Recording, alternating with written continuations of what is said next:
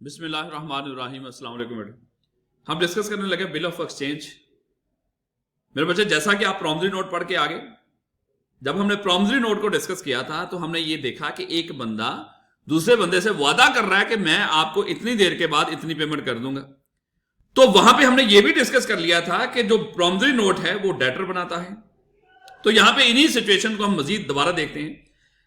मान लो बेटा एक मिस्टर अकरम है, मोहम्मद अकरम। इसने ये एक मोबाइल, उसी एग्जांपल को ले लेते हैं कि मोबाइल शॉप है इसकी, ये बायर है, मोबाइल खरीदना चाहता है। ये गया हफीज सेंटर में मिस्टर मोहम्मद असलम के पास और उससे जाके रिक्वेस्ट की कि भैया मुझे मोबाइल चाहिए। अब मिस्टर जो अकरम है जब उससे रिक्वेस्ट कर रहा है मोबाइल खरीदने की, तो साथ ही उसको ये भी बता रहा है कि सर ये देखिएगा कि अभी मेरे पास फौरन आपको पेमेंट करने के लिए नहीं है, मैं आपको फौरन पेमेंट नहीं कर सकता, मेरे पास अभी पेमेंट नहीं, मैं आपको 2 महीने के बाद पेमेंट कर सकता हूं। अब जिस तरह हमने पहले भी डिस्कस कर लिया कि मिस्टर मोहम्मद असलम, वो भी अगर देखा जाए तो वो एक बिजनेसमैन है, और कोई भी बिजनेसमैन जब भी कोई कारोबार कर रहा होता है उसको पता होता है कि अगर वो कोई अपनी सेल्स को बढ़ाना चाहता है तो जहां पे वो नकद चीजों को बेच रहा होगा वहीं पे उधार भी चल रहा होता है। तो उधार तो बिजनेस के अंदर आम है, होता है, करना पड़ता है, मजबूरी है। तो यहां पे मिस्टर असलम ने मिस्टर अकरम को कहा कि कोई मसला नहीं सर, आप 2 महीने के बाद पेमेंट कर दीजिएगा, क्योंकि मिस्टर असलम अपनी पोजीशन को देख रहा है कि क्या मुझे फौरन पैसे चाहिए या मैं 2 महीने निकाल सकता हूं। अगर उसको लग रहा है कि भाई 2 महीने का कोई इशू नहीं, मैं 2 महीने वेट कर सकता हूं, तो चीज सेल हो जानी चाहिए। तो यहां पे उसने क्या किया, मोबाइल बेच दिए मिस्टर अकरम को क्रेडिट के ऊपर। और क्रेडिट कितनी देर के लिए? 2 महीने के लिए। कितनी अमाउंट है ये मोबाइल की? मान ले 50,000। अब साथ ही मिस्टर अकरम जब ये वादा करके मोबाइल लेकर जाने लगा तो मिस्टर असलम ने उसको रोक लिया। सर रुके तो सही, क्या हुआ सर? तो मेरे बच्चे, अब कोई एविडेंस तो हो कि मैंने आपसे 2 महीने के बाद पेमेंट लेनी है या आपने मुझे 2 महीने के बाद पेमेंट करनी है, कोई एविडेंस तो हो। तो मिस्टर अकरम मिस्टर असलम को कहता है सर वादा करके तो जा रहा हूं, मैंने वादा कर तो लिया आपसे कि आपको 2 महीने के बाद पेमेंट कर दूंगा। कहते मेरे बच्चे, वादा तो जबानी कलामी वादा तो आप मुकर भी तो सकते हो। तो यहां पे मिस्टर अकरम उसको कहता है कि सर आप ऐसा कर लें, चले मुझे एक कॉपी पेंसिल दें, मैं आपको लिखकर आपसे वादा करता हूं। तो अगर देखा जाए इस सारी ट्रांजैक्शन के अंदर ये जो मिस्टर अकरम क्या है, ये डेटर है, और मिस्टर असलम क्या है, ये क्रेडिटर है। ले बेटा, अगर मिस्टर असलम मिस्टर अकरम को कॉपी पेंसिल पकड़ा देता, ये लें सर लिखकर वादा करें, तो अगर मिस्टर अकरम लिखकर वादा कर रहा होता तो इसने क्या कहना था? डेट मेंशन करता, यहां पे डेट मेंशन कर रहा होता, अमाउंट लिख रहा होता, और साथ ही लिख रहा होता कि 2 months after date I promise to pay mister Aslam or order rupees this amount, यानी कि 50,000। तो इस तरह लिखकर वादा कर रहा होता, अपने साइन कर रहा होता, और मिस्टर असलम को पकड़ा देता, तो क्या बनना था? एक प्रॉमिसरी नोट। अब मिस्टर असलम मिस्टर अकरम को कहता है कि सर देखिए आप क्या करने लगे कॉपी पेंसिल का? वो कहता है मैं आपसे लिखकर आपको वादा करता हूं। कहता नहीं सर, लिखकर वादा करना या जुबानी कलामी करना, वादा कर तो आप ही रहे हो ना, क्या पता आप लिखे हुए से भी मुकर जाओ। तो सर आप चाहते क्या हो? मिस्टर अकरम मिस्टर असलम को क्या कहता है कि सर आप चाहते क्या हो, फिर आप हुक्म करो कि मैं क्या करूं।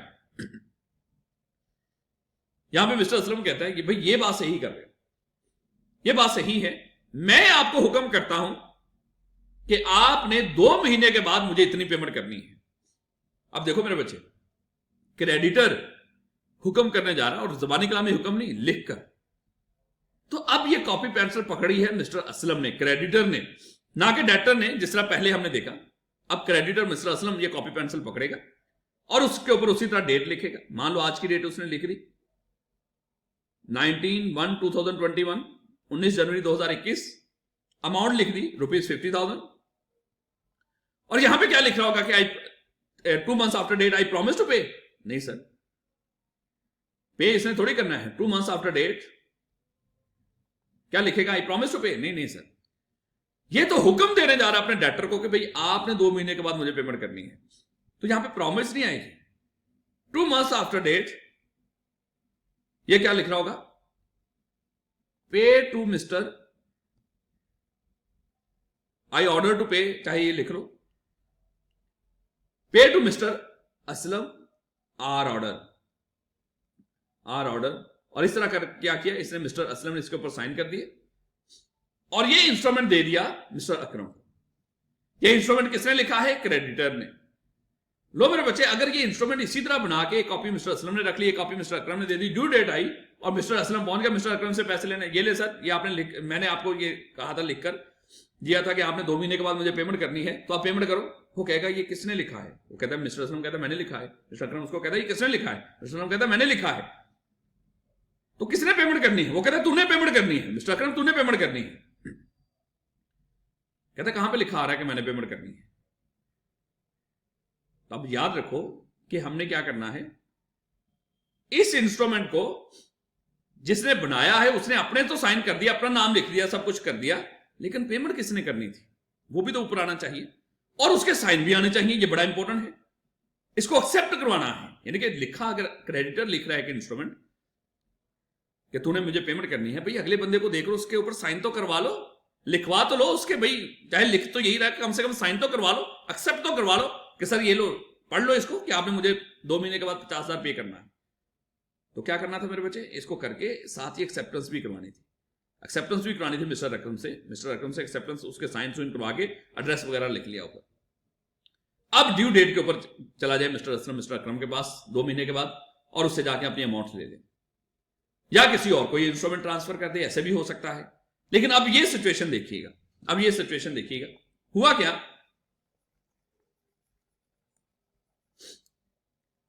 लो बेटा मिस्टर असलम जब मिस्टर अकरम को ये ऑर्डर कर रहा था कि भाई आपने 2 महीने के बाद पेमेंट करनी है, उसी वक्त मिस्टर असलम के दिमाग में एक और चीज भी चल रही थी कि भाई मैंने मिस्टर आमिर को भी तो 2 महीने के बाद पेमेंट करनी है, मिस्टर आमिर को मैंने 2 महीने के बाद पेमेंट करनी है, तो क्यों ना इस इंस्ट्रूमेंट के ऊपर मैं मिस्टर आमिर का ही नाम लिख दूं, अपना नाम लिखने की बजाय मैं क्या करूं, मिस्टर आमिर का नाम लिख दूं।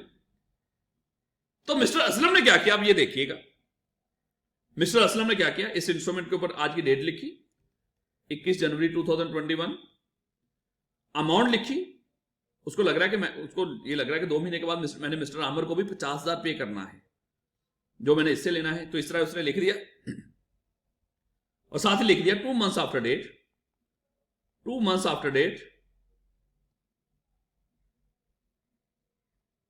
आई ऑर्डर टू पे, मान लो कि उसका नाम लिखो या जो भी है, 2 months after date pay to mister. अब ये मिस्टर असलम चाहे तो अपना नाम लिख देता, लेकिन इसने क्या किया, मिस्टर आमिर के पैसे देने थे 2 महीने के बाद, इसने क्या कह दिया, मिस्टर अकरम को मान लो कि इस इंस्ट्रूमेंट के अंदर लिख दिया pay to mister Aamir or order, or order, कि मिस्टर आमिर को पे कर दो, जब मिस्टर आमिर आगे किसी को ऑर्डर करेगा तो उसको पे कर देना, pay to mister Aamir or order. और साथ ही मिस्टर असलम ने क्या कर दिया, अपना नाम लिखकर साइन कर दिया, और साथ ही इस इंस्ट्रूमेंट को एक्सेप्ट भी करवा लिया। ये बड़ा इंपॉर्टेंट है, अकरम से एक्सेप्ट भी करवा लिया कि चल मिस्टर अकरम इसके ऊपर साइन करके तूने 50,000 देना है मिस्टर असलम को, मिस्टर आमिर को, लो भैया मिस्टर अकरम ने भी इसको साइन कर दिया, और ये इंस्ट्रूमेंट मिस्टर असलम ने ट्रांसफर कर दिया किसको, मिस्टर आमिर को। ये ले मिस्टर आमिर, 2 महीने के बाद जाके मिस्टर अकरम से आप अपनी अमाउंट ले लीजिएगा 50,000। अब मिस्टर आमिर का नाम लिखा आ रहा है। अब देखो, चाहे तो मिस्टर असलम अपना नाम लिख देता यहां पे पेमेंट वसूल करने वालों में, लेकिन उसने आगे किसी की पेमेंट देनी थी, उसने साथ ही उसी इंस्ट्रूमेंट के अंदर किसी और का नाम भी लिख दिया। ये इंस्ट्रूमेंट बनाया किसने है, ये इंस्ट्रूमेंट लिखा किसने है, ड्रॉ किसने किया है, वो मिस्टर असलम ने किया है, क्रेडिटर ने। तो ड्रॉयर कौन हुआ, ये जो क्रेडिटर है मिस्टर असलम, क्या हुआ यहां पे, ड्रॉयर। इस इंस्ट्रूमेंट के ऊपर पेमेंट किसने करनी है, उसका नाम यहां पे आता है मेरे बच्चे ड्रॉई। जिसने पेमेंट करनी होती है, याद रख लीजिएगा, बिल ऑफ एक्सचेंज के अंदर उसने का नाम क्या आता है, ड्रॉई। बिल, अगर प्रॉमिसरी नोट की बात हो रही हो, उसमें जो मेकर होता था उसी ने पेमेंट करनी होती थी, तो मेकर की जिम्मेदारी थी पेमेंट करना, प्राइमरी लायबिलिटी जो थी। लेकिन यहां पे मेरे बच्चे पेमेंट किसने करनी है इस इंस्ट्रूमेंट के ऊपर, वो ड्रॉई ने करनी है, वो ड्रॉई कर रहा होगा। और ड्रॉ कौन कर रहा है, मिस्टर असलम जो क्रेडिटर है। और पेमेंट मिलनी किसको है, चाहे मिस्टर असलम अपना नाम लिख लेता, लेकिन उसने किसी और को जो पेमेंट देनी थी उसका नाम बीच में लिख दिया, मिस्टर आमिर का। तो पे ही कौन हुआ, पे ही था ना जिसको पेमेंट मिलती थी प्रॉमिसरी नोट के अंदर भी, तो पे ही कौन हुआ, मिस्टर आमिर। तो बिल ऑफ एक्सचेंज मेरे बच्चे याद रख लीजिएगा, जब क्रेडिटर पैसे लेने वाला लिखकर हुक्म कर रहा होगा डेटर को कि आपने इतनी देर के बाद मुझे इतनी पेमेंट कर देनी है, उसी तरह रिटर्न इंस्ट्रूमेंट होना चाहिए, अनकंडीशनल होना चाहिए, दोनों पार्टीज के साइन होने चाहिए, याद रखो। यानी कि मिस्टर असलम भी अपने लिखकर उसको साइन कर रहा हो, और इससे एक्सेप्ट करवाना बड़ा जरूरी है। प्रॉमिसरी नोट के अंदर तो एक्सेप्टेंस की नौबत ही नहीं ना आती थी, जो जिसने पेमेंट देनी होती थी वही लिखकर वादा कर रहा था, अपने साइन कर रहा था मैंने पेमेंट करनी है। लेकिन यहां पे पेमेंट करने वाला कोई और है और बनाने वाला इंस्ट्रूमेंट कोई और, इसलिए इंस्ट्रूमेंट बनाकर उस बंदे से आपने साइन भी करवा लेना है। ये लो भैया साइन कर दो कि आपने ये पेमेंट करनी है। जैसे कॉलेजेस के अंदर आप एडमिशन करवाने जाते हो ना, वो फॉर्म फिल करता है और साथ ही आपको कहता है सर ये लो साइन कर दो कि ये फॉर्म अब आप ये सारी जिम्मेदारी इसके ऊपर ले रहे हो। तो बिल ऑफ एक्सचेंज के अंदर हमने देख लिया कि क्या हुआ है, जो क्रेडिटर है जिसने पैसे लेने हैं वो लिखकर हुक्म करता है डेटर को कि भाई आपने इतनी देर के बाद पेमेंट करनी है। किसको करनी है, ये अपना नाम भी लिख सकता है और किसी और का नाम भी लिख सकता है, किसी और का नाम भी लिख सकता है। इसलिए हम देखेंगे कि बिल ऑफ एक्सचेंज के अंदर पार्टीज कितनी होती हैं, 3 होती हैं। ले बच्चे अब जरा अगर आप डेफिनेशन को पढ़ोगे तो आपको समझ आ रही होगी, जब हमने ये सारी डिस्कशन कर ली डेफिनेशन के समझ आ रही होगी कि bill of exchange is an instrument in writing. ये भी उसी तरह प्रॉमिसरी नोट की तरह इंस्ट्रूमेंट इन राइटिंग है, जुबानी कलामी नहीं हो सकता। कंटेनिंग एन अनकंडीशनल ऑर्डर, यहां पे एक ऑर्डर है, वहां पे प्रॉमिस थी बिल ऑफ प्रॉमिसरी नोट के अंदर, वादा था एक बंदे की तरफ से कि सर मैंने आपको इतनी देर के बाद इतनी पेमेंट कर देनी है, नहीं करूंगा। वहां पे एक प्रॉमिस थी, यहां पे एक किसी को एक क्रेडिटर ऑर्डर कर रहा है कि आपने इतनी देर के बाद मुझे इतनी पेमेंट करनी है। साइन बाय द मेकर, इसको ड्रॉयर, मेकर मतलब यहां पे ड्रॉयर है, उसने भी साइन करना है। Directing a certain person to pay on demand or at a fixed or determinable future, और किसी बंदे को हुक्म दे रहा होगा कि आपने इसको जब भी ये बंदा आपके सामने इंस्ट्रूमेंट लेकर आए तब आपने पे करना है, या खास टाइम के बाद, जैसे ऊपर हम बात कर रहे थे 2 महीने के बाद, 3 महीने के बाद। सर्टेन सम ऑफ मनी, पैसा भी सर्टन होना चाहिए, कितनी अमाउंट है, फर्दर आपको सब्ट्रैक्शन की एडिशन की जरूरत ना पड़ रही हो, सोचना ना पड़ रहा हो। टू द ऑर्डर, यानी कि इस बंदे को या इसके हुक्म के ऊपर ए सर्टन पर्सन, इंसान भी सर्टन होना चाहिए किसने पेमेंट करनी है, किसको पेमेंट करनी है। Or to the bearer of the instrument, या जिसके हाथ में भी इंस्ट्रूमेंट होगा। इतनी सारी कंप्लिकेट सी बातें कर रहा है, नीचे फिर वही बात आसान लफ्जों के अंदर बता रहे हैं। The analysis of the definition shows that a bill of exchange is a written and signed order directing a person to pay certain sum of money to the bearer or of the instrument or to a specified person or his order, यानी कि जिसके हाथ में हो उसको दे दो, या जिसका नाम लिखा हुआ है उसको दे दो, या जिसका नाम लिखा हुआ उसके हुक्म के ऊपर किसी को पे कर दो। Generally bill of exchange is drawn by A creditor draw कर रहा होता है, हु डायरेक्ट हिज डेटर, जो अपने डेटर को डायरेक्ट कर रहा होता है कि भाई आपने इतनी अमाउंट पे करनी है। बाकी वो कॉन्सेप्ट दिमाग में रखो, ये डेफिनेशन तो कभी पूछी तो नहीं, लेकिन बहरहाल इसको लिखने में भी कोई इतनी दिक्कत नहीं, लेकिन मेन तो आपके कॉन्सेप्ट दिमाग में होना चाहिए। लिमिटेड जब हमें पता चल गया कि बिल ऑफ एक्सचेंज होता क्या है, अब अगर हम पार्टीज की बात करेंगे, parties to a bill of exchange, कितनी पार्टीज होती हैं। इस तरह अगर आपको याद हो, हमने प्रॉमिसरी नोट के अंदर डिस्कस किया था कि 2 पार्टीज थी, एक मेकर था वहां पे, एक मेकर जिसने वादा किया था दूसरी पार्टी से मैं इतने पैसे दूंगा, और एक वो बंदा जिसको पेमेंट मिलनी थी। तो मेकर और पेई थे। प्रॉमिसरी नोट के अंदर क्या था मेरे बच्चे, मेकर था और पेई था। तो यहां पे अगर हम देखें, यहां पे तो क्रेडिटर हुक्म कर रहा है डेटर को कि भाई आपने इतनी देर के बाद मुझे पेमेंट करनी है, या मेरे कहने के ऊपर किसी को करनी है, या आपने डायरेक्टली फलाने बंदे को पेमेंट कर देनी है। तो अगर क्रेडिटर बना रहा था इंस्ट्रूमेंट को, तो हमने देख लिया वो अपना नाम भी लिख सकता था या किसी और का नाम भी लिख सकता था पेई के तौर पे, जिसको उसने खुद पेमेंट करनी थी। तो यहां पे हमने देख लिया एक ड्रॉयर था, वो बंदा जो क्रेडिटर जिसको हमने कहा है, जो इंस्ट्रूमेंट को ड्रॉ करता है, बनाता है, और एक ड्रॉई था जिसने पेमेंट करनी है। याद रखो ये वो बंदा है जिसने पेमेंट करनी है, और एक वो बंदा पेई जिसको पेमेंट मिलनी है। ये वो बंदा है जिसको पेमेंट मिलनी है। और याद रखो सर, ये जिस तरह आप ये कह रहे हैं कि ड्रॉयर जिसने इंस्ट्रूमेंट को ड्रॉ किया है बिल ऑफ एक्सचेंज को, वो उस इंस्ट्रूमेंट के ऊपर अपना खुद का नाम भी लिख सकता था। बिल्कुल लिख सकता था। तो फिर तो सर जो ड्रॉयर है और जो पेई है वो दोनों सेम हो गए। बिल्कुल, ये दोनों सेम भी हो सकते हैं, ये दोनों डिफरेंट भी हो सकते हैं। इसीलिए तो यहां पे 3 पार्टीज एहतियातन रख दी गई कि भाई एक ड्रॉयर है, एक ड्रॉई है और एक पेई है। और साथ ही कह दिया गया ये ड्रॉयर और पेई दोनों सेम पर्सन भी हो सकते हैं और ये दोनों डिफरेंट भी हो सकते हैं, लेकिन ड्रॉई हमेशा वो होगा जिसने पेमेंट करनी है। और ये याद रख लो, ये दोनों, ये जो ड्रॉई और ड्रॉयर या ड्रॉई और पेई, ये दोनों सेम नहीं हो सकते। ये दोनों सेम नहीं हो सकते। ड्रॉयर और पेई सेम हो सकते हैं, लेकिन ड्रॉई वही होगा जिसने पेमेंट करनी है। ड्रॉयर वो बंदा जिसने इंस्ट्रूमेंट को बनाया है, पेई वो बंदा जिसको पेमेंट मिलनी है। बनाने वाला खुद का भी नाम लिख रहा है, तो ड्रॉई और पेई दोनों सेम। कहता है कि ड्रॉयर कौन है? It is the person who draw the bill of exchange. Drawee कौन है? It is the person who is order to pay the amount of the bill, जिसको हुक्म किया जा रहा है कि भाई तूने पेमेंट करनी है। When drawee accept the bill of exchange, अब ये एक्सेप्टेंस बड़ी जरूरी है, एक्सेप्ट नहीं करेगा तो मेरे बच्चे बिल ऑफ एक्सचेंज वैलिड नहीं होगा, क्योंकि जिसने पेमेंट करनी है उसके साइन होना ऊपर बड़ा जरूरी है। When drawee accept the bill of exchange, when he gives consent to make the payment, he is called the acceptor. जब उसको एक्सेप्ट कर लेता है उस वक्त इसका स्टेटस ड्रॉई वाला साथ एक्सेप्टर वाला भी बन जाता है कि इसने एक्सेप्ट कर लिया है कि इतनी पेमेंट देनी है इस इंस्ट्रूमेंट के ऊपर। और पे कौन है? It is the person to whom the amount of bill of exchange is payable. ये वो बंदा है जिसको amount of bill of exchange payable है, जिसको हमने ये अमाउंट पे करनी है। अब अगर हम इसके स्पेसिफिक की तरफ देखें तो क्या किया, जैसे अभी हमने मान लो कि कोई मिस्टर ए है, इसने मेरे बच्चे उधार के ऊपर कुछ खरीदा है, किससे? मिस्टर बी से खरीदा है। ये कौन है? खरीदने वाला। और ये कौन है? इसको बेचने वाला। ऐसे ना मेरे बच्चे, ये बेचने वाला और वो कौन है? खरीदने वाला। अगर खरीदने वाला यहां पे क्या कहलाएगा? डेटर। और ये जिसने पैसे लेने वो क्या कहलाया? क्रेडिटर। और अगर ये डेटर इंस्ट्रूमेंट बना रहा होता तो ये क्या बनना था? Promissory note. और यहां पे इसने क्या करना था? जो भी डिसाइड हुआ, डेट लिख दी उस दिन की, अमाउंट लिख दी, और जितने भी महीने बाद पेमेंट करना था 3 months after date I promise to pay, इसने इस तरह लिखना था अगर ये कर रहा होता। लेकिन यहां पे तो जिसने पेमेंट लेनी है बेचने वाला चीज को, वो अगले बंदे को हुक्म कर रहा है कि भाई तूने इतनी पेमेंट करनी है। ये मान लो कि मिस्टर बी ने मिस्टर ए को कुछ बेचा होगा, कब? 15 सितंबर 2013 को, और ये इंस्ट्रूमेंट वो ड्रॉ कर रहा है।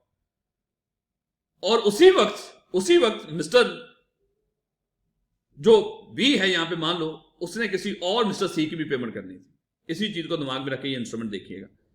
अब मिस्टर बी इसको लिख रहा है, क्या लिख रहा है? 3 months after date pay to, किसको पे करना है? मिस्टर सी को, जिसकी उसने पेमेंट देनी थी। जैसे यहां पे ये इंस्ट्रूमेंट ड्रॉ कौन कर रहा है? मान लो ये एमएनओ किसके ऊपर ड्रॉ कर रहा है? ये एबीसी के ऊपर। और पेमेंट किसको हो रही है? ये XYZ को, क्योंकि मिस्टर बी ने या एमएनओ ने इसके पैसे देने थे। वो कह रहा है कि बजाय ये बंदा मिस्टर एबीसी मुझे दे तो मैं डायरेक्टली मिस्टर XYZ का नाम लिख देता हूं जिसकी मैंने पेमेंट करनी है, वही उससे जाके रिसीव कर लेगा। तो 3 months after date pay to XYZ or his order. ये बड़ा इंपॉर्टेंट होता है, हम ये कभी नहीं लिख सकते XYZ ओनली, क्योंकि फिर नेगोशिएबिलिटी खत्म हो जाती है। यही हमने डिस्कस किया था, नेगोशिएबिलिटी। मेरे बच्चे, नेगोशिएबिलिटी का मतलब क्या था? ट्रांसफर हो सकता हो। अगर हमने ये कह दिया XYZ ही अमाउंट ले सकता है तो फिर आगे थोड़ी वो किसी को ट्रांसफर कर सकेगा, नेगोशिएबिलिटी खत्म हो जाएगी, ये नेगोशिएबल इंस्ट्रूमेंट नहीं रहेगा। तो इसलिए ये लिखना जरूरी है। Pay to XYZ or his order the sum of ₹10,000 for value received, यानी कि जो भी इस मिस्टर ए ने खरीदा है मिस्टर बी से, उसके लिए जो पेमेंट बनती है वो किसको पे कर दे? XYZ को। तो साथ ही ये जो एक्सेप्टर, ये जो ड्रॉयर है मिस्टर एमएनओ, इसने क्या किया? उसके ऊपर अपना नाम लिखा, साइन कर दिया, और साथ ही मिस्टर एबीसी से एक्सेप्ट भी करा लिया। चल भाई एक्सेप्ट कर, इसको एक्सेप्ट करा आगे, ये लो भैया सारी इसका भी खाना पूरी कर ली। तो यहां पे XYZ की जगह चाहता तो मिस्टर ये जो एमएनओ है ये अपना नाम भी लिख सकता था। 3 months after date pay to MNO or to his order, MNO or order, his की जरूरत ही नहीं थी बीच में, MNO or order the sum of ₹10,000 for value received, तो इतना ही काफी था।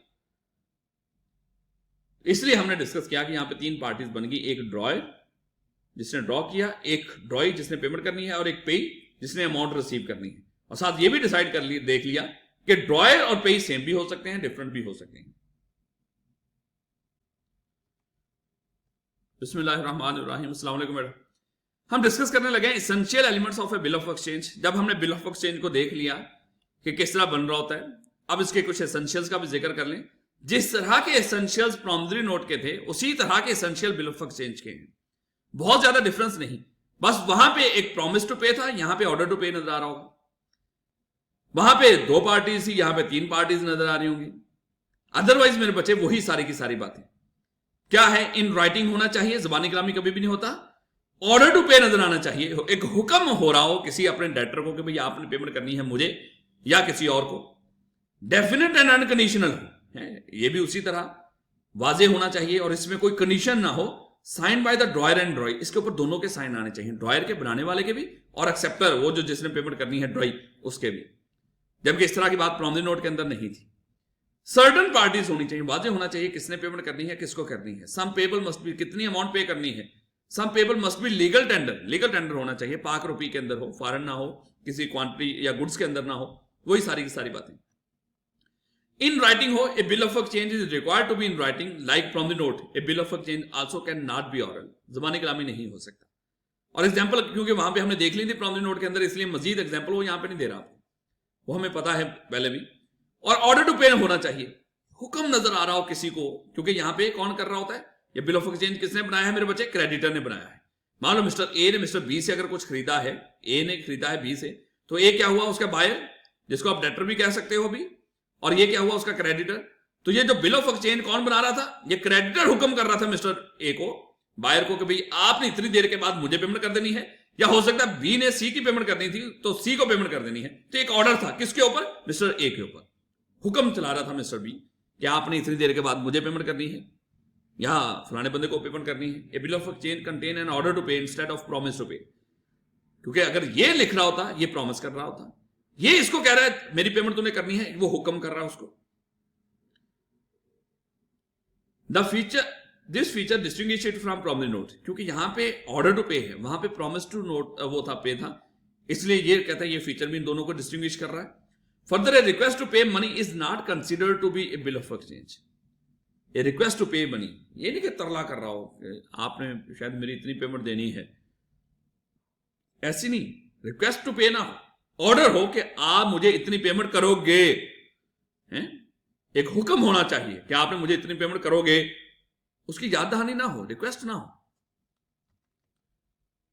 इन राइटिंग होना चाहिए, इन राइटिंग होना चाहिए, bill of exchange is required to be in writing, जबानी कलामी ना हो, इन राइटिंग हो, like promise note a bill of exchange also can not be order. वही, ये तो वही बात मेरे बच्चे दोबारा रिपीट कर रहे हैं, लेकिन कुछ एग्जांपल देखिएगा, ये ऑर्डर टू पे जो अभी हमने डिस्कस किया उसकी कुछ एग्जांपल देखिएगा। The following instruments signed by A are valid bills of exchange as they contain an order to pay, though the language used is very polite. Language polite हो सकती है, लेकिन आपने अगले बंदे को यही कहना है कि आप मेरी इतनी पेमेंट अदा करोगे। Be please pay ₹500 to C or order, ये भी हुक्म दे रहा है कि सी या उसके कहने के ऊपर उसको इतनी पेमेंट अदा कर दो। B will much oblige me by paying to C ₹500 or order, to C or order, वही बात कि उसको पे करके, मान लो चाहे अल्फाज जितने मर्जी पोलाइट हो, लेकिन अगले बंदे को हुक्म नजर आना चाहिए। B please let C have ₹500 and pays it to my account and oblige, उसको 500 पे कर दो, उसको मेरे खाते में डाल दो, कुछ इस तरह की बात। तो ये हरगज भी क्लियर नहीं है, हुक्म नजर नहीं आ रहा। B I shall be highly obliged if you take make it convenient to pay, अगर आपको मुनासिब हो, अगर की बात कर रहा है यहां पे, तो भैया अगर मगर तो करना ही नहीं, उसको हुक्म नजर आना चाहिए साफ सुथरा।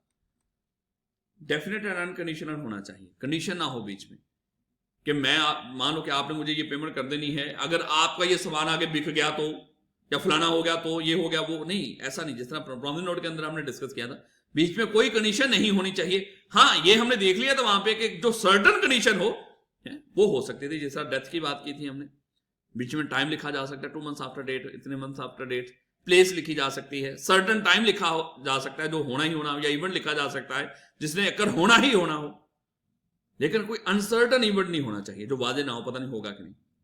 Sign by drawer and drawee, इसके ऊपर दोनों ने साइन करना है। सर्टन पार्टीज होनी चाहिए कि कौन पेमेंट करेगा, किसको पेमेंट मिलेगी। Sum payable must be legal tender, कि पाक रुपी के अंदर होना चाहिए, पाक रुपीज के अंदर होना चाहिए। ये ना हो कि मैं आपको इतनी ये चीज दे दूंगा, इतने गंदम दे दूंगा, इतने चने दे दूंगा, गाय भैंस से दे दूंगा। यही बात हमने वहां पे की थी कि लीगल टेंडर होना चाहिए, पाक रुपी के अंदर होना चाहिए। सम पेबल मस्ट बी सर्टन, और यहां पे हमने डिस्कस किया था कि इस तरह अमाउंट लिखी आ रही हो कि मजीद आपको कैलकुलेशन ना करनी पड़े, उसमें जमा माइनस ना करना पड़े। जैसे मैं आपका मान लो कि ये जो रकम है ये सूद समेत वापस कर दूंगा, इतनी अमाउंट सूद समेत दे दूंगा, भाई कितना सूद क्या पता, मैं आपका 10,000 दे दूंगा, लेकिन इसमें जो आपने मेरे देने हैं वो मैं डिडक्ट करके आपको दूंगा। भाई कितना देना है, डिडक्ट करना है, वो पहले करके उसमें लिखो।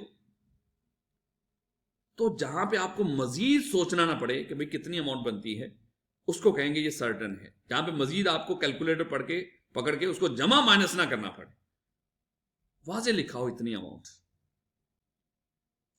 लेकिन हम डिस्कस करने लगे हैं डिफरेंस बिटवीन प्रॉमिसरी नोट और बिल ऑफ एक्सचेंज। कि प्रॉमिसरी नोट जब हमने पढ़ लिया सारे का सारा, उसको समझ लिया, और जब हमने बिल ऑफ एक्सचेंज को भी देख लिया, अब हमारे लिए इन दोनों के दरमियान में डिफरेंस को देखना और डिस्कस करना शायद इतनी मुश्किल बात नहीं है।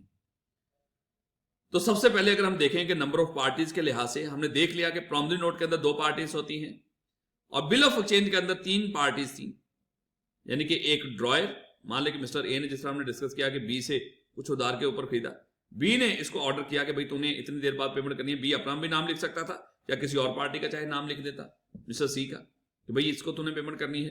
तो हमने देखा कि यहाँ पे 3 पार्टी से, एक ड्रॉयर बनाने वाला इंस्ट्रूमेंट, एक ड्रॉयर जिसने पेमेंट करनी है, एक पेई जिसको पेमेंट मिलनी है।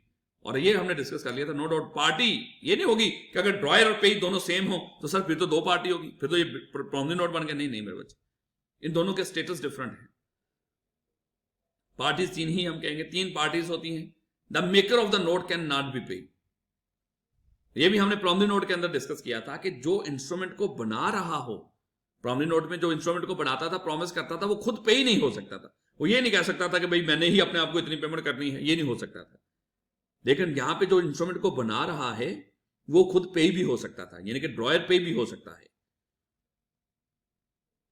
प्रॉमिस एंड ऑर्डर, भाई प्रॉमिसरी नोट क्या था? प्रॉमिस थी कि मैं आपको इतनी देर के बाद इतनी पेमेंट कर दूंगा, और ये तो ऑर्डर है, ये तो क्रेडिटर डेटर को हुक्म कर रहा है कि तूने इतनी देर के बाद मुझे ये पेमेंट करनी है, कर देनी है या करोगे। एक्सेप्टेंस, प्रॉमिसरी नोट की एक्सेप्टेंस की जरूरत नहीं थी। वो तो जो बंदा, मान लो कि मिस्टर ए ने मिस्टर बी से कुछ उधार के ऊपर खरीदा, मिस्टर ए लिखकर वादा कर रहा था, तो वो तो पहले लिखकर वादा कर रहा है कि मैंने आपको इतनी पेमेंट देनी है, अपने साइन करके दे रहा है उसको। तो मिस्टर मजीद ए को एक्सेप्ट करने की जरूरत नहीं कि मैंने आपको पेमेंट करनी है कि नहीं, उसको साइन करवाने की जरूरत नहीं। लेकिन बिल ऑफ एक्सचेंज को हमने डिस्कस किया था, क्योंकि बना वो रहा है जिसने पेमेंट लेनी है, इसलिए वो अगली पार्टी से, उस डेटर से एक्सेप्ट भी कराएगा, उसके ऊपर साइन भी कराएगा। ये लो पकड़ो, जैसे मैंने अगर आपसे उधार के ऊपर कुछ खरीदा है तो आप मुझे, मेरे ऊपर ये इंस्ट्रूमेंट ड्रॉ कर रहे होंगे बिल ऑफ एक्सचेंज, तो आप जहां पे ड्रॉ करके आपने साइन करोगे, वहीं पे मेरे भी साइन करवा लेना, एक्सेप्ट करवा लेना कि सर ये आप साइन कर दो कि आपने हमें इतनी पेमेंट करनी है। उसके बाद नेचर ऑफ लायबिलिटी की बात करें, the liability of the maker of a promissory note is primary and absolute. जो बिल ऑफ, जो प्रॉमिसरी नोट है उसमें जो मेकर ऑफ द इंस्ट्रूमेंट होता है उसकी लायबिलिटी क्या है? वो प्राइमरी है, एब्सोल्यूट है, यानी कि जब तक इंस्ट्रूमेंट के ऊपर मेकर ऑफ द इंस्ट्रूमेंट वो पेमेंट ना अदा कर दे, उस वक्त तक ये इंस्ट्रूमेंट जिंदा रहता है। ये सर क्या कहने का क्या मतलब है आपका? जैसे मान लो मेरे बच्चे, मिस्टर ए ने कुछ उधार के ऊपर खरीदा मिस्टर बी से, तो प्रॉमिसरी नोट कौन बनाएगा? Mister A. इसने बना के दिया बी को, बी ने आगे कुछ खरीदा सी से, सी को दे दिया वो इंस्ट्रूमेंट, सी ने आगे डी को दे दिया इंस्ट्रूमेंट। तो ऐसे चलता हुआ ई के पास पहुंचा हुआ है। ई चाहे तो ये डायरेक्टली जाके ए से पेमेंट ले ले, चाहे तो वो इन पिछली पार्टी से पेमेंट ले ले। लेकिन अगर ई कहता है कि मैंने डायरेक्टली ए से नहीं लेना, उसने इंस्ट्रूमेंट डी को वापस दिया और अपनी पेमेंट ले ली, डी ने सी को वापस दिया, अपनी पेमेंट ले ली, सी ने बी को वापस किया और अपनी पेमेंट ले ली, और बी ने क्या करना है? ए को वापस करना है और अपनी पेमेंट ले लेनी है। जब ए के बाद ये इंस्ट्रूमेंट घूम के वापस चला गया, तब ये इंस्ट्रूमेंट खत्म होगा। प्राइमरी लायबल पार्टी कौन सी है? ए, जिसने बढ़ाया है। वो जब तक इस इंस्ट्रूमेंट के ऊपर पेमेंट नहीं करता, मैं कह रहा हूं ये इंस्ट्रूमेंट उस वक्त तक जिंदा रहेगा। जब उसने पेमेंट कर दी, ये इंस्ट्रूमेंट अब खत्म हो गया। तो nature of liability, primary liability होती है जो मेकर ऑफ द इंस्ट्रूमेंट होता है। जबकि यहां पे देखा जाए तो dryer of A bill of exchange is secondary liability है। अब यहां पे बच्चे कंफ्यूज करते हैं, सर ये क्या है? ड्रॉयर की लायबिलिटी कहां से आ गई? ड्रॉयर की लायबिलिटी यहां पे कहां से आ गई? क्योंकि वो तो पेमेंट लेने वाला है। तो मेरे बच्चे यहां पे यही देखो ना, ये जो हमने ये 3 पार्टीज बनाई थी, मान लो मिस्टर ए ने कुछ उधार के ऊपर खरीदा बी से, और बी ने कुछ उधार के ऊपर खरीदा हुआ था सी से, और उसको पता कि 2 महीने के बाद मैंने सी की पेमेंट करनी है। तो जब ये ए आया इससे बी से खरीदने के लिए, इसने उस इंस्ट्रूमेंट के ऊपर क्या कर दिया था? अपना नाम लिखने की बजाय कि तूने मेरी पेमेंट, मुझे पेमेंट करनी है, उसने बी ने जिसको पेमेंट करनी थी उसका नाम लिख दिया था कि पे टू सी आर ऑर्डर, ये लिख दिया। अब पेमेंट इसके ऊपर करनी किसने है? प्राइमरी लायबल कौन है? वो ए है। और ये इंस्ट्रूमेंट किसको पेमेंट होनी है? सी को। अब सी के हाथ में जब इंस्ट्रूमेंट होगा, मान लो सी मिस्टर ए के पास जाता है, सर ये पेमेंट करो। अगर ए ने पेमेंट ना की तो क्या बी की लायबिलिटी सी को खत्म हो गई है? नहीं सर, उसने भी करनी है पेमेंट। ये नहीं कि अगर ये मान लो कि जो ड्रॉई पेमेंट ना करे और बी की लायबिलिटी खत्म हो जाए। जैसे मान लो अगर मैंने किसी की पेमेंट देनी है, ये जस्ट मैं चेक के लिहाज से बात कर रहा हूं, क्योंकि वो चेक हमें हमारी जिंदगी में मोस्टली यूज होता है, मैं उस लिहाज से बात कर रहा हूं। हम पढ़े कि चेक में बिल ऑफ एक्सचेंज ही होता है, उसमें सारी खसूसियात वही होती हैं। मान लो मेरे बच्चे, मैंने आपकी पेमेंट करनी थी, मैंने आपको चेक इशू कर दिया। अब आपको पेमेंट किसने देनी है? बैंक ने देनी है। लेनी किसने पेमेंट? आपने लेनी है। आपने एक्चुअली मुझसे पेमेंट लेनी थी और मैंने बैंक से लेनी है, मेरा पैसा बैंक में पड़ा हुआ है। अब मैंने जब चेक इशू कर दिया, मान लो बैंक वाले इनकार करते हैं, आपको पेमेंट ना दें, क्या मेरी लायबिलिटी खत्म होगी? मैंने आपको पे नहीं करना है। यहां पर भी ऐसे ही मामला है मेरे बच्चे। यहां पे क्या हुआ, ए ने उधार के ऊपर खरीदा बी से, और बी ने कुछ उधार के ऊपर खरीदा हुआ था सी से, और ए ने जब उधार बी से खरीदा तो बी ने क्या कर दिया था, उस इंस्ट्रूमेंट के ऊपर सी का ही नाम डायरेक्टली लिख दिया था पेई के तौर पे। तो पेई क्या करेगा, ड्यू डेट के ऊपर ए के पास जाएगा, चल भाई पेमेंट कर। अगर वो पेमेंट नहीं करता तो भाई सी का हक बनता है वो बी के पास जाए। इसलिए बी की जो लायबिलिटी है, यहां पे जो क्रेडिटर की लायबिलिटी है, ड्रॉयर की लायबिलिटी है, वो सेकेंडरी है अगर आगे ट्रांसफर हुआ होगा। अगर तो उसने अपने पास ही रखा है, अपना ही नाम लिखा हुआ था, अपने पास ही रखा हुआ, तो फिर तो कोई सेकेंडरी या उसके लिए आएगी नहीं ना, फिर तो एक ही प्राइमरी लायबल है और उसने पेमेंट रिसीव करनी है, इट्स ओके। लेकिन आगे उसने अगर बी ने नेगोशिएट कर दिया हो, किसी और को इंस्ट्रूमेंट दे दिया, उसने आगे दे दिया, जो भी है, इसकी लायबिलिटी सेकेंडरी है, इसकी लायबिलिटी प्राइमरी है। Makers position, the maker of a promissory note stands in immediate relation with the पेई। यहां पे जिसने इंस्ट्रूमेंट को बनाया था और जिसने पेमेंट लेनी थी, उनके दरमियान में एक इमीडिएट रिलेशन था। लेकिन वहां पे हम देख रहे हैं कि जिनके दरमियान में ट्रांजैक्शन हो रही है, वो एक दूसरे से पेमेंट नहीं ले दे रहे, बल्कि किसी और का बीच में नाम लिख दिया है। तो जिसने पेमेंट लेनी है और जिसने पेमेंट करनी है, उनके दरमियान में इमीडिएट रिलेशन है ही नहीं। ये बात समझे मेरे बच्चे? अब इसको इस तरह समझ लो, ए ने कुछ उधार के ऊपर खरीदा बी से, इनके दरमियान में तो ताल्लुक था। बी ने लेकिन उस इंस्ट्रूमेंट के अंदर नाम लिख दिया था किसका, मिस्टर सी का। अब सी और ए एक दूसरे को नहीं जानते, ये आपस में कोई ताल्लुक नहीं है। तो यहां पे पेई और जो ड्रॉई है, उनका आपस में कोई इतना इमीडिएट रिलेशन नहीं है। लेकिन यहां पे जो पेई था और जो मेकर था, उनके दरमियान में एक इमीडिएट रिलेशन था। Notice of dishonour, in case of dishonour of a promissory note, no notice of dishonour is required to be given to the maker. कहता है कि अगर तो प्रॉमिसरी नोट हो, वहां पे अगर पेमेंट ना हुई हो, इंस्ट्रूमेंट के ऊपर पेमेंट ना मिली हो, तो प्रॉमिसरी नोट, जो प्रॉमिसरी नोट का मेकर होता है, उसको नोटिस देने की जरूरत नहीं होती, क्योंकि वही तो पेमेंट का लायबल है। लेकिन मेरे बच्चे मान लो यहां पे ए ने पेमेंट देनी थी बी को, और बी ने पेमेंट देनी थी सी को। इंस्ट्रूमेंट के ऊपर नाम लिख दिया था बी ने सी का, बी ने किसका नाम लिख दिया था, सी का। अब सी को दे दिया। अब सी जब ड्यू डेट के ऊपर ए के पास गया, ए ने पेमेंट देने से इनकार कर दिया।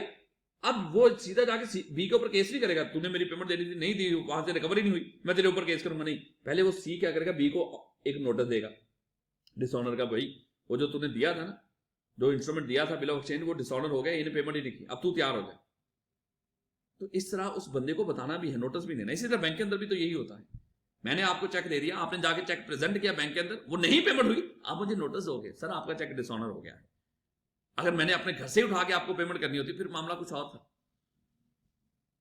तो इसलिए बिल ऑफ एक्सचेंज के अंदर नोटिस देना होता है मेरे बच्चे डिसऑनर का, लेकिन प्रॉमिसरी नोट के अंदर कोई डिसऑनर का नोटिस देने की जरूरत नहीं होती। बिस्मिल्लाहिर्रहमानिर्रहीम, अस्सलाम वालेकुम बेटा। हमने डिस्कस करना है चेक के बारे में।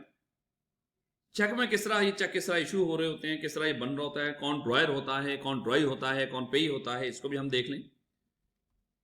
मान ले मेरे बच्चे ये मिस्टर बशीर है। मिस्टर बशीर ने क्या किया, एक बाय की मोटरसाइकिल, किससे, मिस्टर नजीर से।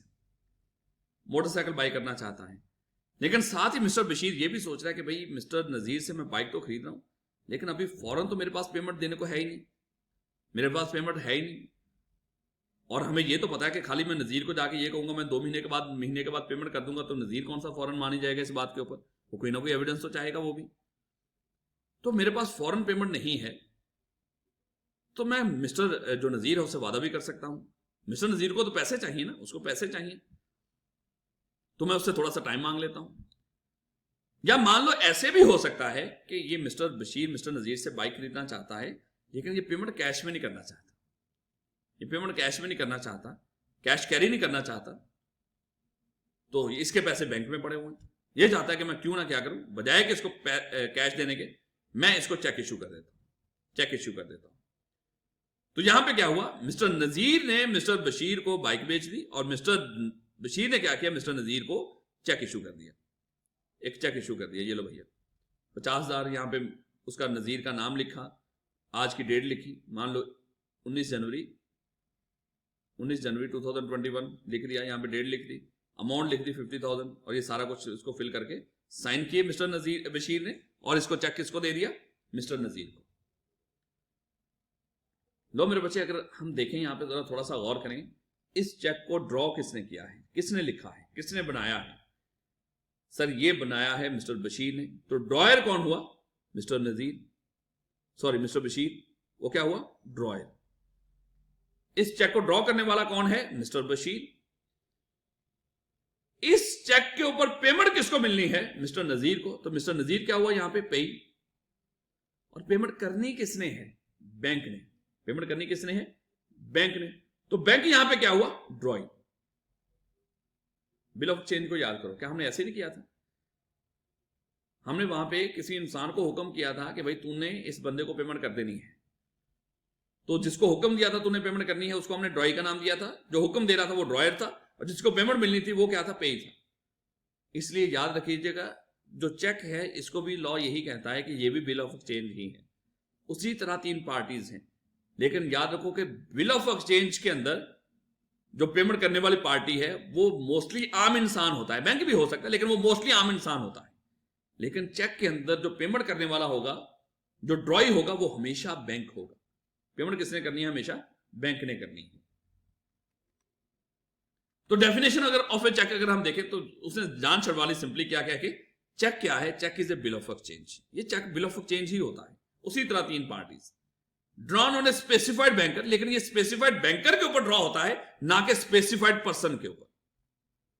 पर्सन में वैसे बैंक भी आ जाता है, वैसे अगर आज के दौर में अगर हम चीजों को देखें, लेकिन क्योंकि हम बिल ऑफ एक्सचेंज देखो 1881 नेगोशिएबल इंस्ट्रूमेंट एक्ट, उस वक्त की चीजें पढ़ रही हैं, तो उस वक्त बैंक जो चेक होता था, ये भी मान लो बिल ऑफ एक्सचेंज ही की तरह हम ड्रॉ करके पूरे का पूरा बैंक को हुक्म दिया करते थे। अब तो ये चेक बुकें आ गई ना, ये सारा कुछ उस वक्त नहीं हुआ करता था। तो चेक क्या है? Cheque is a bill of exchange drawn on a specified banker and not express to be payable otherwise then on demand.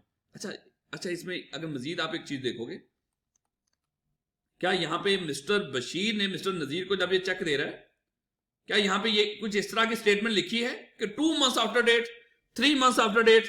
क्या कुछ ऐसा लिखा है? नहीं। मान लो अगर मिस्टर बशीर ने मिस्टर नजीर को महीने के बाद पेमेंट करनी होती, आज 19 तारीख को इनका कॉन्ट्रैक्ट हो रहा था और ये पेमेंट करनी है, मान लो इन्होंने 19 फरवरी 2021 को पेमेंट करनी थी, तो ये डेट लिख दी चेक के ऊपर जिस डेट को पेमेंट होनी है, और नजीर का नाम लिख दिया, अमाउंट लिख दी, और बशीर ने साइन कर दिया। ये चेक दे दिया मिस्टर नजीर को, ये ले पकड़ भाई। अब क्या होगा? मिस्टर नजीर आज ही जा सकता है बैंक में? नहीं सर। क्या जाएगा? वो 19 तारीख को 19 फरवरी को जाएगा बैंक में, अब जाके ये बैंक को चेक देगा और उससे पेमेंट डिमांड कर लेगा। इसलिए चेक हमेशा डिमांड इंस्ट्रूमेंट होता है, ये टाइम इंस्ट्रूमेंट नहीं होता। इसमें टाइम नहीं होता कि 2 months after date, 3 months after date, 5 days after the death of फलाना पर्सन, ऐसी कोई बात नहीं होती। इसलिए इसको हम डिमांड इंस्ट्रूमेंट कहते हैं कि जो इसके ऊपर डेट लिखी आ रही होगी, इस डेट के ऊपर जाके आप बैंक से डिमांड कर सकते हो, लो भैया पेमेंट दे दो। इसलिए ये डिमांड इंस्ट्रूमेंट है। The analysis of the above definition reveals that the check is bill of exchange, but it is different in the following two characteristics. कि यहां पे ड्रॉई हमेशा बैंकर होगा और ऑलवेज पेएबल ऑन डिमांड है। कि टाइम इंस्ट्रूमेंट नहीं है, बीच में टाइम नहीं लिखा आ रहा था, 2 months after date, 3 months after date, नहीं। जो डेट चेक के ऊपर लिखी आ रही होती है, उस डेट को आप चेक को जाके बैंक में प्रेजेंट करके उससे पेमेंट ले सकते हो। इसलिए ये डिमांड इंस्ट्रूमेंट है। आप फौरन से डिमांड कर लोगे पेमेंट, ले भैया, जो ड्यू डेट आ गई। जब पार्टीज टू ए चेक की अगर हम बात करें कि चेक के अंदर कितनी पार्टी, वही मेरे बच्चे उसी तरह का मामला कि 3 पार्टीज हैं। जिस तरह अगर ए ने बी से कुछ उधार के ऊपर खरीदा और फॉरेन पेमेंट नहीं या कैश में पेमेंट नहीं करना चाहता, तो ए ने क्या किया? ये चेक ड्रॉ कर दिया, चेक ड्रॉ कर दिया। ए यहां पे कौन है? पेमेंट देने वाला चेक ड्रॉ कर रहा है, बस इतना ये भी दिमाग में रखिएगा। वहां पे पेमेंट जो बिल ऑफ चेंज था वो पेमेंट लेने वाला ड्रॉ करता था, यहां पे कौन है? पेमेंट देने वाला। और मजे की बात क्या है, ये पेमेंट खुद भी तो ले सकता है ना, यहां पर भी उसी तरह का मामला है। ये बैंक सेल्फ के ऊपर भी तो चेक होते हैं ना, सेल्फ के ऊपर चेक इशू कर दिया उसने, ठीक है भैया ये लो बैंक मुझे पे कर। तो यहां पर मैं कह रहा हूं वो उसी तरह का बिल ऑफ चेंज ही की तरह का मामला है। तो ड्रॉयर होता है जिसने ये चेक बनाया, ड्रॉई कौन है? जिसने पेमेंट करनी है। यहां पे कौन ड्रॉई है? बैंक। और पेई कौन है? जिसको पेमेंट मिलनी है। और यहां पर भी वही मामला, ड्रॉई और पेई सेम भी हो, ड्रॉयर और पेई सेम भी हो सकते हैं। यानी कि अगर मेरा चेक है, मैं फैसल बैंक में मेरा अकाउंट है, मैं चाहूं तो चेक वहां पे बैंक को इशू करके खुद पेमेंट ले लूं, चाहे तो आपके नाम के ऊपर इश्यू कर दूं cheque. Following are the 3 main parties in a cheque. Drawer वो बंदा, it is the person who draws the bill of cheque, जो चेक को ड्रॉ कर रहा होता है। Drawee it is a banker who is order to pay the amount of the cheque. Drawee यहाँ पे हमेशा बैंकर होगा जिसको हम हुक्म कर रहे होते हैं कि फलानी पार्टी को या मुझे पेमेंट कर दे। और पे कौन है? It is a person to whom the amount of cheque is payable, जिसको पेमेंट होनी है। और मैं बार बार कह रहा हूं ये खुद आप भी हो सकते हो, कोई और बंदा भी हो सकता है। और अब स्पेसिमन ऑफ ए चेक, ये तो हमारे पास चेक होते ही हैं, हम जानते ही हैं कि इस तरह मान लो कि यहाँ पे में आप चाहे सेल्फ का चेक इशू कर लो अगर खुद का लेना चाह रहे हो, या जिसको भी पेमेंट देना चाह रहे हो उसका नाम लिख दो। यहाँ पे नाम लिख दिया और यहाँ पे डेट लिखी आ रही होती है, किस डेट को, रुपीस अमाउंट यहाँ पे इन वर्ड लिखी आ रही होती है, यहाँ पे आपने फिगर्स में लिखा होता है, साइन कर दिए। तो ये सारी डिटेल लिखकर इस तरह आप चेक को इशू कर देते हो। ये cheque essential elements of a cheque. अच्छा मजे की बात, जब एसेंशियल एलिमेंट्स ऑफ हमने चेक देखे तो यहाँ पे उसने जस्ट लिस्ट दे दी, एक लिस्ट प्रोवाइड कर दी, उसने उसकी डिटेल नहीं बताई। उसने डिटेल बताने की यहाँ पे जसारत ही नहीं की, क्योंकि बार बार बताता आ रहा है वही सारी बातें जो बिल ऑफ चेंज और प्रॉमिसरी नोट में है वही यहाँ पे है कि it must be in writing, लिखा हुआ हो, it must be express order to pay. ये बैंक को एक्सप्रेस ऑर्डर हो रहा हो, जिस तरह बिल ऑफ चेंज है उसमें ऑर्डर होता है दूसरे बंदे को पे कर दे, भाई मुझे कर दे या किसी और को कर दे। तो यहाँ पर भी बैंक को आप ऑर्डर कर रहे होते हैं, इसमें कोई कंडीशन नहीं होती, साइन हुआ होता है, 3 पार्टीज होती हैं। ऑर्डर मस्ट बी टू पे ए सर्टेन सम, अमाउंट बड़ी वाजे होनी चाहिए। Order must be to pay money only, सिर्फ पैसा पे करने के लिए चेक इशू हो रहा होता है। It must always be drawn upon A specified banker, specified banker का नाम डेफिनेटली, चेकबुक ही आप तो इशू कर देते हैं बैंक, उसके ऊपर ऑलरेडी उसका नाम वगैरह लिखा आ रहा होता है। It must always be payable on demand, हमेशा पेबल ऑन डिमांड होना चाहिए। अब अगर आप अपनी किताब के अंदर देखोगे तो मजीद 2 पॉइंट्स अभी लेटेस्ट हमारी जो नई एडिशन हुआ इशू उसमें लिखा हुआ है, the rules of the negotiable instrument act to cheque are also applicable to bank draft. Negotiable instrument act related to cheque जो रूल्स हैं, वो जो बैंक ड्राफ्ट होता है, वो भी कुछ हम पेमेंट्स करवा रहे होते हैं इधर उधर, उसके ऊपर भी वही रूल्स अप्लाई होते हैं जो चेक के लिए हैं। और अगली बात थोड़ी सी समझने वाली है, ऊपर तो जस्ट जिस तरह है उस तरह लिख लो, a cheque of itself does not operate as an assignment of any part of the funds to the credit of the drawer with the banker. अब होता पता क्या है, मान लो एक मिस्टर ए है, इसका बैंक में अकाउंट है, इसका किसी बैंक में अकाउंट है, तो ये बैंकर ये जो मिस्टर ए है, ये बात का अपने बैंक को एक ऑर्डर इशू कर रहा होता है कि जितनी अमाउंट मेरे अकाउंट में पड़ी है, कितनी अमाउंट पड़ी हुई, कहता है सर 1 लाख है। कहता है ये फलानी जो ट्रांजैक्शन है ना उसको मैं असाइन कर रहा हूं, ये अमाउंट, ये फलानी आप लोगों ने मेरी जो लायबिलिटी है वो पे करनी है। इसने क्या कर दिया, चेक उसमें जितनी भी अमाउंट पड़ी हुई थी वो असाइन कर दी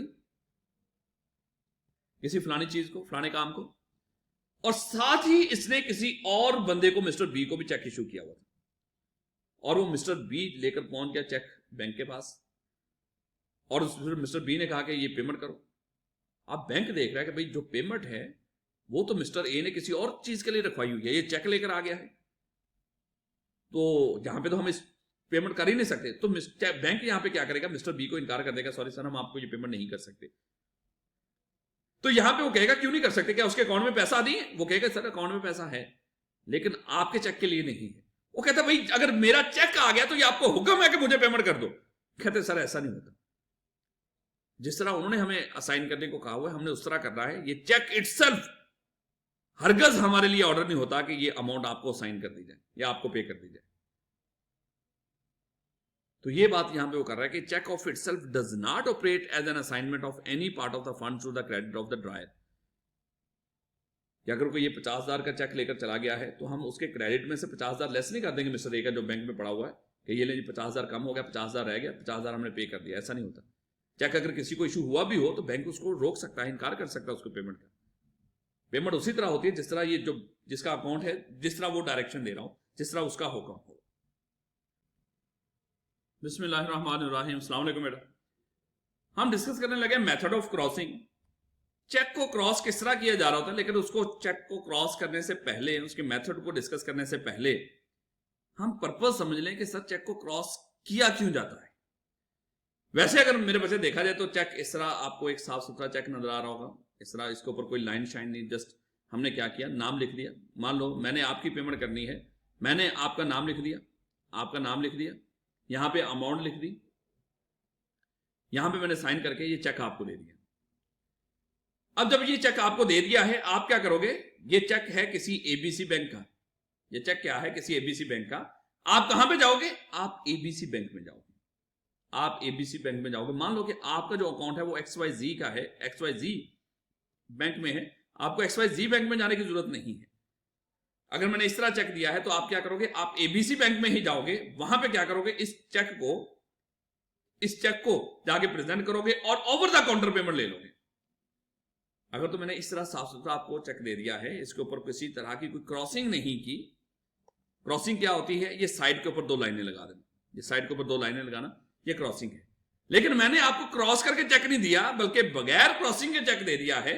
तो आप किस बैंक में प्रेजेंट करोगे? जिस बैंक का ये चेक है। तो आपने उस बैंक में, एबीसी बैंक में जाके प्रेजेंट किया और उससे ओवर द काउंटर पेमेंट ले लोगे।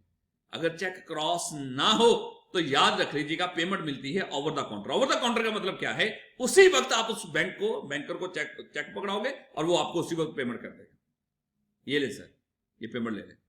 इस तरह के चेक जो आजकल अगर आप देखते हो, जिसको हम कह रहे होते हैं कैश का चेक है, कैश का चेक, तो ये क्या होता है? ये जिसके ऊपर किसी तरह की क्रॉसिंग नहीं होती। सर अगर क्रॉसिंग होती तो फिर क्या होना था?